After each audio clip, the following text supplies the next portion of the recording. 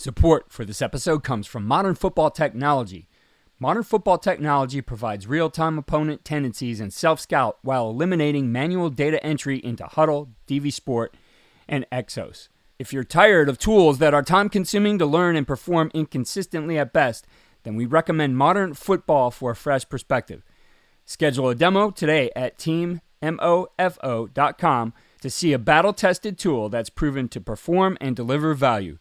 Mention Coach and Coordinator Podcast or use the coupon code CC10 to receive 10% off your first year. And listen to our recent episode featuring Folsom High School defensive coordinator Jordan Ersick to learn more about how the 2023 California State Champion uses modern football to dominate their opponents.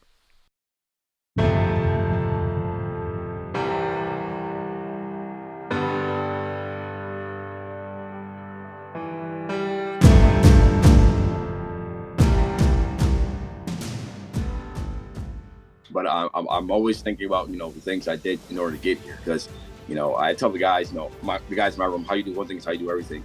So whether I'm coaching in the league or I'm coaching in the Ivy League or I'm coaching in the SEC or the Big 12, wherever, I want to be the same. I want to always continue to write letters to guys. I want to always stay in contact with people. I want to always shoot text messages to coaches that I don't need anything from. And that's how I've gotten here, to keep those relationships tight so that if and when I do need you to call someone, I can easily shoot that text over and it doesn't have to come in a long-winded, 2-paragraph text message. It can just come in one sentence because I've already built that relationship up.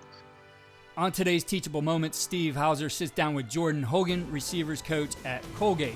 Jordan's been on the show before. He's somebody I met at the New York State High School Football Coaches Association Clinic back at the beginning of 2020. And I was highly impressed with him. He was at Cornell at the time. In that time in between, he's been to the Arizona Cardinals and served in an internship program. He's back at the FCS level right now, a former Division III football player at Brockport, and I think has done just an incredible job, especially on the networking end. So, Steve, this is another good one in this series here in Teachable Moments presented by Teach Tapes. And what are your thoughts on Jordan Hogan? What really popped as you sat down and spoke with him on Teachable Moments? Yeah, the first thing, Keith, and Jordan talks about it, is just different paths to get there. I'm a Division III receiver. He played that world to get into this, and make sure you scrap and claw the same way you don't have an advantage of a facility or spring ball or summer workouts. You got to figure it out. There's no excuse, right? There's other guys with quote unquote advantages, but you can turn yours into a strength too with your work ethic. And Jordan's clearly found his way to make more opportunities, whether that's networking or just investing in his craft. Talking about studying different people and trying to do things the right way and have a purpose behind it. Yeah, I know, again, this is another great one with Jordan. He definitely doesn't disappoint on this podcast, so I'm excited about this one. Here you go, Teachable Moments with Steve Hauser and Jordan Hogan. What you see on tape is a direct reflection of what you teach and how you teach. Video is important, but if you don't teach well, you're not going to like what you see on your video. First Down Playbook has been helping coaches teach better for 13 years. It allows you to present installs, playbooks, and practice cards in half the time with NFL quality. Coaching tools like video pairing, a player app, practice schedules, and wristband sheets have made First Down Playbook a program management system with everything in one place. If you're in a position of leadership with your football program, receive a free 1-week look at First Down Playbook. Call them at 512-814-6158 or visit them on their website or social media.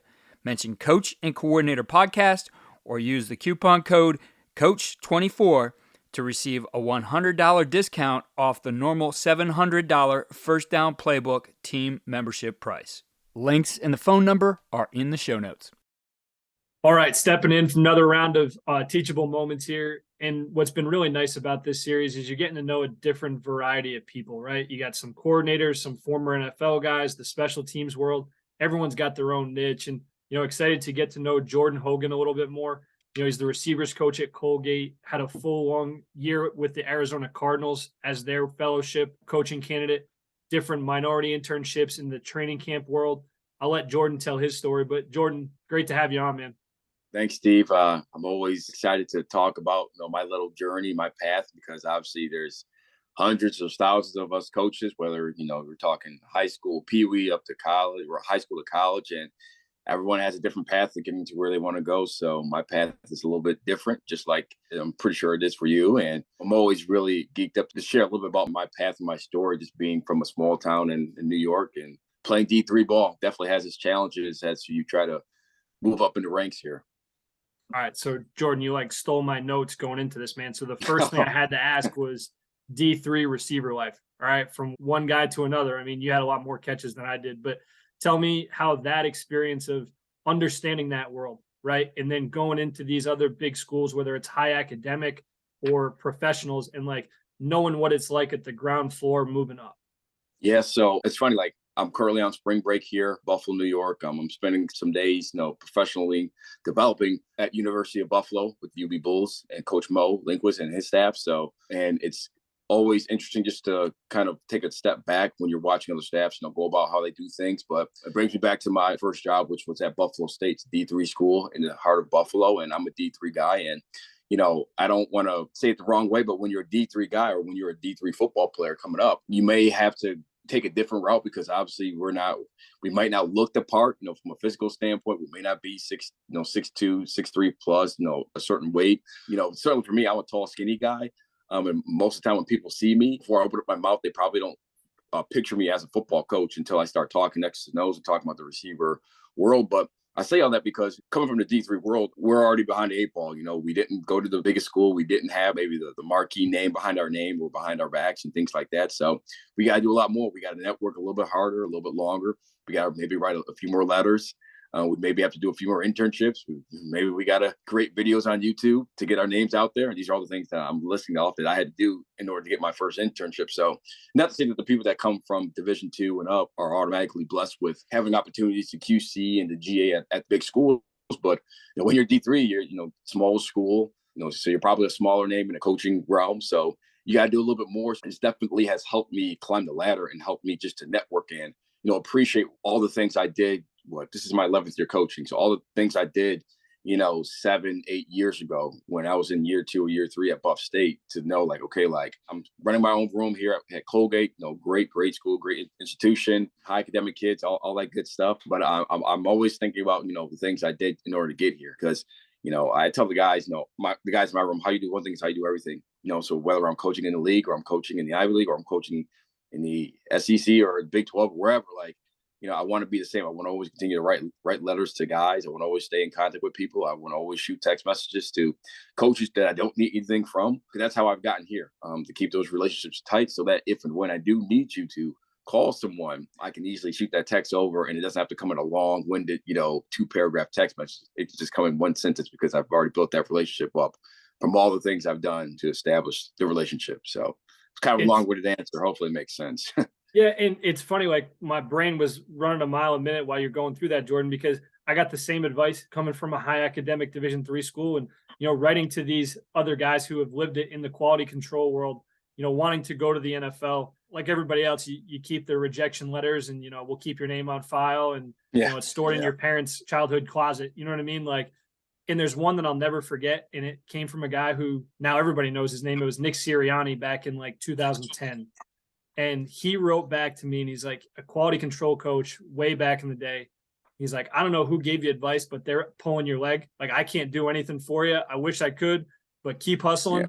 But God knows I can't help you. Whatever that wording was, it's still one of those things of man, you're just trying to figure it out. So what I will turn that question to next, Jordan, is who is a guy that you've met along the way that you just think has done it the right way? Right? Maybe it's another guy that's your age. Maybe it's someone that you've seen now that you're a position coach of just trying to figure it out and navigate the profession.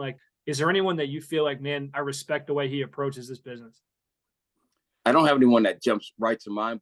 Well, I played at Brockport. Who don't know, Brockport is a Division III school in the state of New York. Our conference at the time was the NJAC. We played a ton of teams from New York State and New Jersey. And from my team or from the years when I was playing, there are a ton of coaches, my brothers, that got into the coaching profession. So there's just a ton of us that have all taken different paths.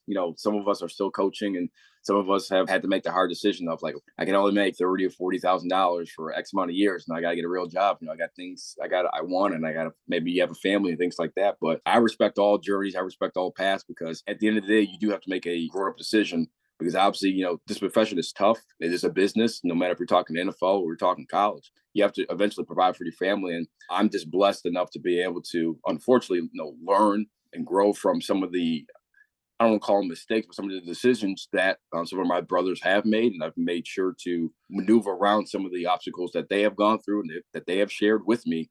Whether it's just, hey, like maybe you should GA here, maybe you should QC, at a G5 or wherever, maybe you should go run your own room, at a D3 program, or maybe you should, maybe see if you can get a coordinator title attached to your name because it may make you more marketable when you're looking for a job. So again, like there isn't one coach that I've looked at. I mean, there's anybody that comes from the D3 realm, like especially, when you look at them and they're now a Power 5 or G5 or QC at the next level, I'm definitely like always looking at kind of like, okay, what track did they take? Were they into the scouting department or the player personnel department? And then they were able to weasel their way into a room in the back seat and be able to just take some notes. So I do a lot of back channeling. I do a lot of research into like who I'm writing when we're talking about in the forefront, starting a relationship with.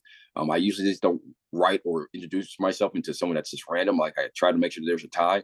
Could be a D3 tie, could be an Ivy League tie, could be a New York tie. I try to make sure like there's some thought, there is a process behind whoever I'm trying to go after.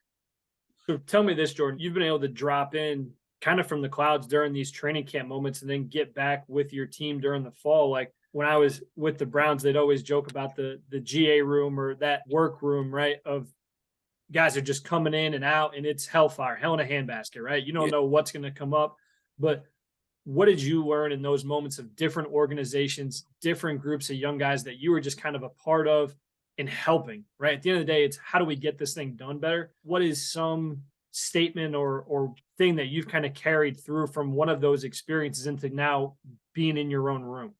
I have a saying that I've taken when I was first with the Bills in 2016 and all the internships and fellowships I've done. For the one thing for coaches that are listening out there that haven't been a part of an NFL organization or even like a really, top tier college program, anytime you go into a position room, I don't care if it's an O-line, running backs, whatever the case is. And I'm not trying to ruffle anyone's feathers. That could be, a high level position coach. But, if you're an intern, if you're a QC, you have to understand that position coach is a very guarded territory. It's a very guarded room. When you have someone coming in for a week or for 2 weeks, they're very on edge. They may not be so open with you as a visitor. Something that I learned early on is you want to be quick to listen and slow to speak. Especially when you're doing NFL internships. Obviously, all of us know you want to get to internship and you want to stay there, for a full year or for however long you can.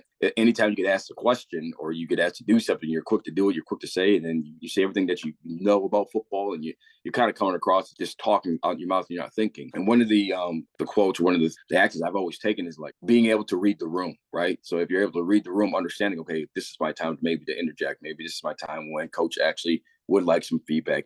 He would like, maybe an idea here or there, but so many times, young coaches, and I still consider myself young. I'm 31, but young guys get into a room, it could be NFL or Power 5, wherever, and then they get a chance to talk. But, there's no substance behind it, and you're just talking just so that their voice can be heard. But you're saying things, but no one is really listening. So that's always been something that, that was taught to me, that was told, more importantly, it was told to me early on, like, hey, Hogan, like, you're going to get your chance to talk to these receivers, talk to whoever. Just understand, when your opportunity comes, make sure when you're talking that there's substance behind it, but just be quick to listen, but slow to speak. That's something I've carried every single place I've been. Even as I run my own room now, when we're doing breakdowns, we're talking about the game plan, I'm listening to all the inputs that's going on, and then I'll interject when it's my time to talk about my area. But definitely for the young coaches out to be quick to listen, but slow to speak. Love it. And as coaches, we know that some of the biggest hurdles to our team's success can come from off the field. Your team needs support to tackle the endless list of expenses, uniforms, training equipment, travel, and more. But raising that money can feel like a full-time job. Thankfully, there's Vertical Raise. Vertical Raise is the premier online fundraising platform using innovative technology to create the easiest and most efficient system available.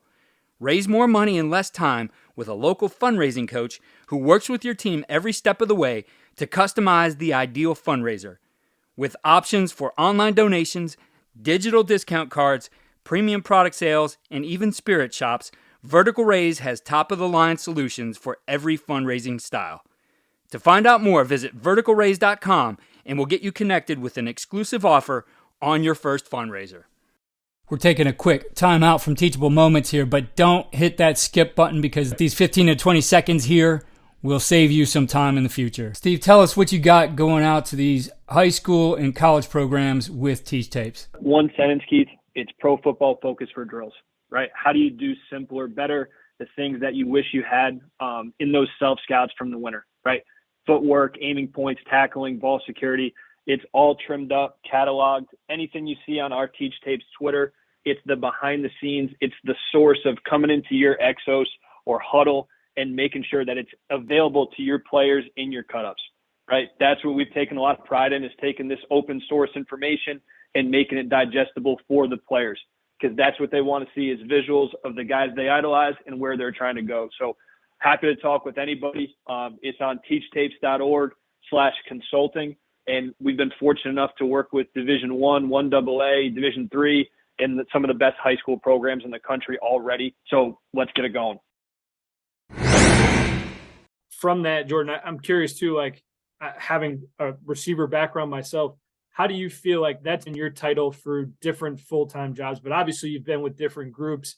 You're taking a little bit of everybody with the quarterbacks a little bit in Arizona. Am I wrong? Right. That was kind of part of it too. How do you feel like you can see the game through that receiver eye and help in the run game or help with a quarterback perspective? Right. What do you feel like that viewpoint, like Casey Dunn's a guy that I worked with Oklahoma State. He's a lifelong receiver guy, but is now calling the offense at Oklahoma State. How do you feel like those receiver background help you in a leadership role on offense? It definitely helps me out. Before I was in a quarterback room, like obviously I played receiver, and I've always understood pass game and obviously timing and spacing and how, where the quarterback's eyes are going to start and where they're going to finish, depending on, defense, whether we're talking one high or two high, or, how the blitz tracks can obviously affect the protection and things like that. I've always understood that, but when you're actually in a room with, quarterbacks, and obviously, and at this level, at the level I was at, you're talking professional quarterbacks. Like you're talking Kyler Murray, Colt McCoy, and Coach Kingsbury, and the quarterbacks coaches that I was with. So just understanding what they're looking for. Obviously it may be one high, maybe too high, but there may be something that may give away the coverages that defenders may not know that they're doing, but actually they are doing. One of the key, something that was really simple, like in the NFL, they're known as, just pretty much bringing both the backers, lining both the backers, up both in the A gaps. And Colt McCoy used to always tell the linebackers is that, hey, like linebackers think they're slick, think they're funny, or think they're sneaky. Colt McCoy would always tell the linebackers, hey, I always know if you're coming after me. We would call this basically a double barrel, double A gap blitz, whatever your terminology would be. And he would always say, like, the linebacker that is looking at me, I know that you're not coming. So most of the time you'll have one linebacker that's looking at him right in the eyes, and you have one linebacker that's looking at the ball. If you got a linebacker that's looking at the ball, that's the linebacker that's going to come, because obviously he's keying off the ball. He wants to get any type of 10th of a second off the snap, engage in his blitz track. So that was always something that was really, interesting, because there'll be plenty of times, in practice where you have both linebackers lined up both in the A gap and they're both staring at Colt McCoy. Sure. And the fact that you're both not coming, because obviously you're not going off of my hand, you're going off the football.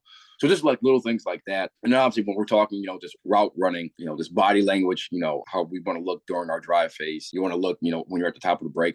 What is open to a receiver is totally different from what is open to a quarterback when he's, at the top of his drop, and when 100%. He's got freaking, 4 or 5 guys, barreling down on him. The receiver may think he's wide open, but actually the quarterback has been off you for a full second, because you're taking too much time at the line of scrimmage, or you didn't save enough spacing on the sideline, or the safety's coming down a little bit faster than normal. Like there's so many just different things that I learned just from being around quarterbacks at the professional level, to actually go back and tell the receivers, like, hey, yeah, you were open, once you got to the top of the break, but again, like the quarterback was off you pre-snap.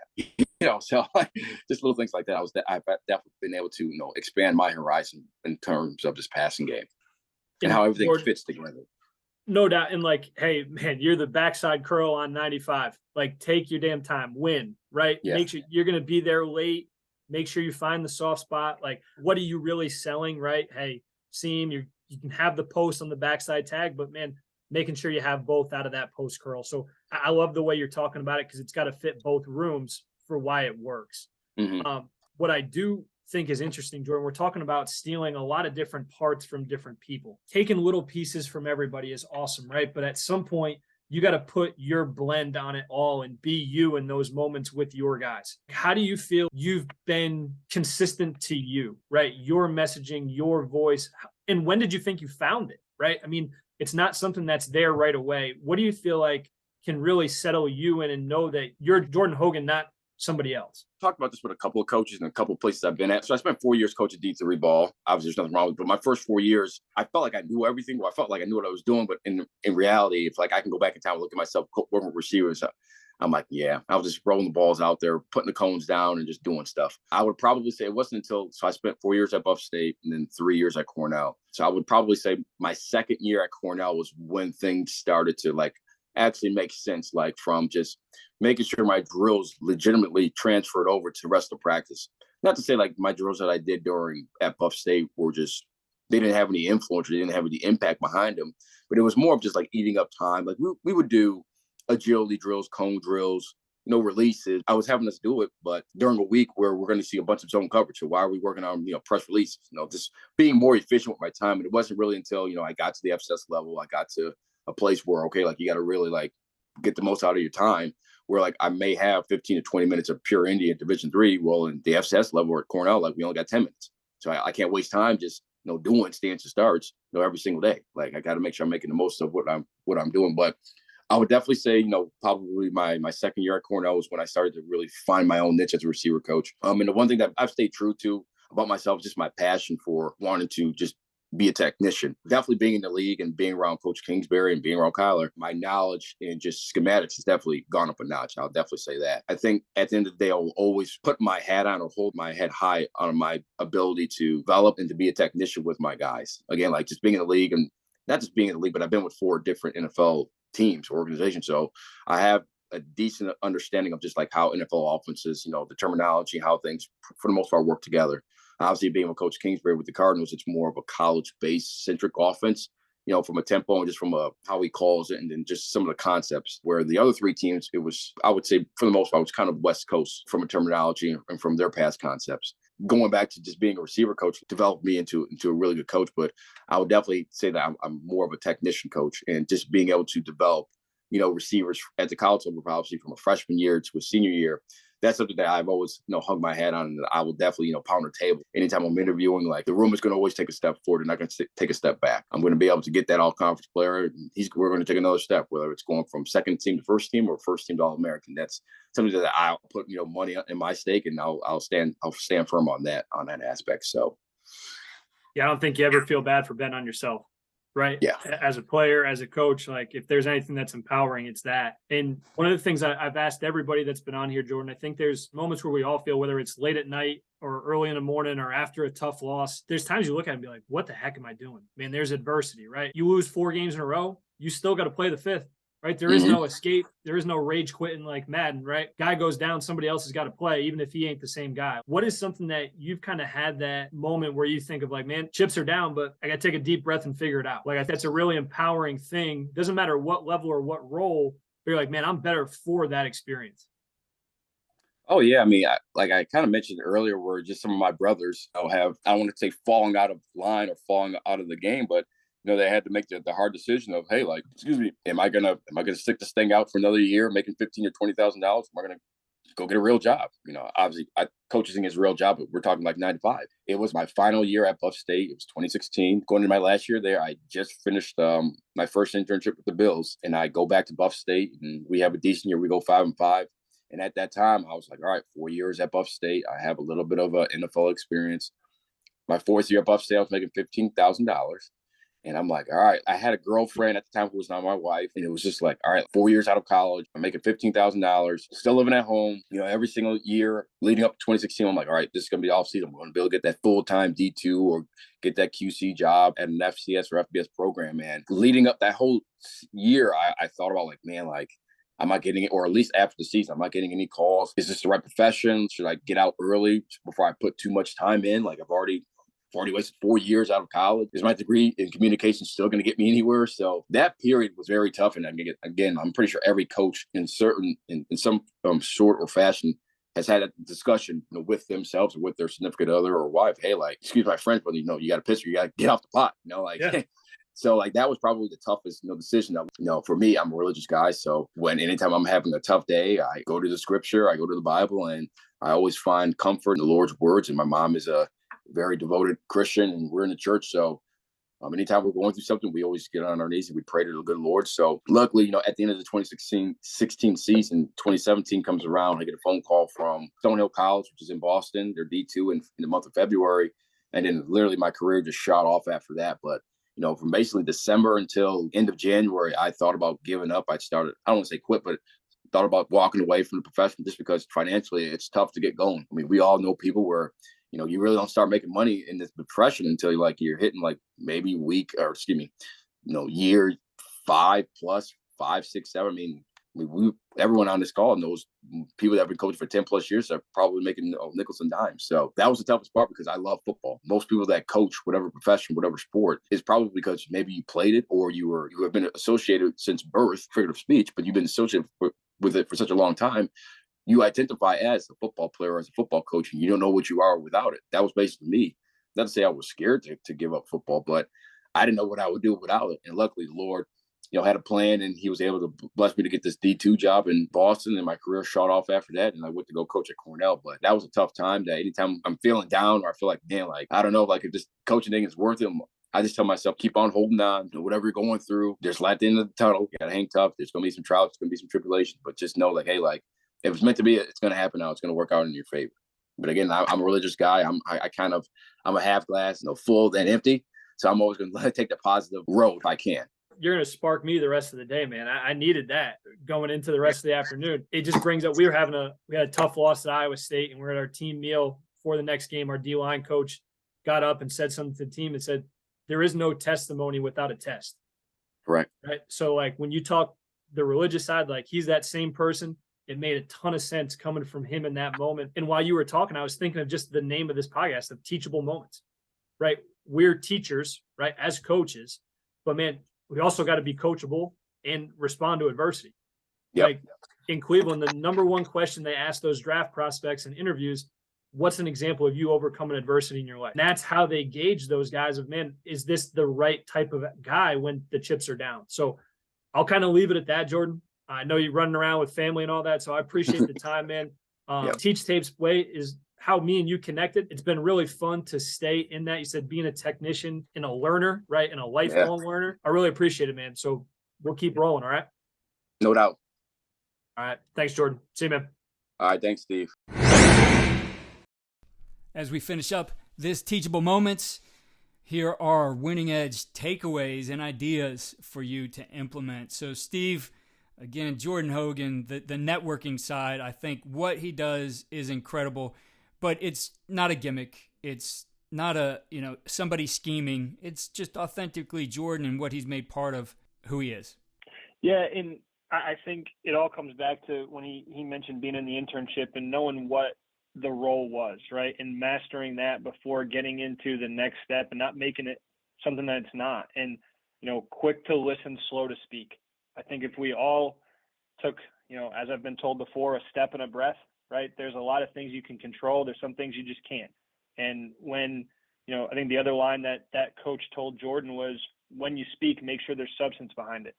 Don't speak to be heard, have some impact. And he dropped some crazy nuggets. I mean, the Colt McCoy double barrel or gap pressure, whatever you're looking at, hey, eyes on the quarterback or on the ball. It sounds so simple, but man, that's a huge tell if you can pick that up and help your guys out making the right protections. And as a receiver, it is an interesting background because a lot of guys are in that quarterback seat, but man, where are you at in the progression, right? How do you win? How does it set up the concept? That way there's a difference in a quarterback thinking someone's open and a receiver thinking they're open. So I think Jordan brought a lot of perspective to that, whether it's from a career path or just being a better technician. I don't want to get it lost that he really talked about, I feel like I can develop guys, and I take a lot of pride in that. So I think that's awesome to hear. I would want to bring up just setting matters sometimes, Keith, of Jordan was on spring break. He's back in his parents' house in Buffalo. He's doing professional development. When things are hard, he goes back to his faith, and he talked about his mom. And it's cool to hear people just be in that comfort of who they really are and why they can help themselves, right? You don't need somebody else to help you. Just make sure you can be there for yourself. Why treat yourself worse than you let other people treat? I have to bring up this Eli Rashid quote. Our D-line coach at Iowa State stood up team meal before a big game after a bad loss and said, there's no testimony without a test. And like when Jordan talked about his faith, and I know Coach Rashid, that's a strong thing for him too. Like, man, that's really powerful. Even when, people have different experiences, and I think that was really cool for Jordan to share. Then our last teachable moment here really involves the word adversity. And I think Jordan's done a great job of doing that. And, he doesn't necessarily have the easier path. And, anytime you start at the D3 level, it is a little bit more difficult. But I think he's done a good job in facing adversity and finding his path. Yeah, and he mentioned there's kind of that moment in time where like, man, how long can you slug it out? And everyone's had that thought, when you're young, you're like, how can I not succeed? I'll just keep grinding. And then life happens, the girl, the kids, the expectation, whatever it is, right? And it's all good things. And Jordan talked about getting that chance at Stonehill, and then it turns into Cornell, and then it turns into the internships. And, as you just keep finding a way, like you look back 10 years ago, I mean, man, what I didn't know, what I'm so much better at for now. And when I was in Cleveland, one of the big words we looked at in the draft, interviews at the combine was, how do they respond from adversity, right? When the chips are down, when you got dirt underneath your fingernails, you're going to find a way later in life to get better because hopefully you've learned from it. So I thought that was pretty cool of Jordan being open about, man, where am I at? I'm trying to do things the right way. When am I going to get my break? Just another moment where I feel like a lot of us have been there. Be sure to go to coachingcoordinator.com for enhanced show notes with links to related episodes, resources, articles, and with our winning edge takeaways detailed in text. Also sign up for our free weekly tip sheet, which highlights the best ideas from the previous week, trending episodes, and featured resources. Follow me on Twitter at Coach K. Grabowski.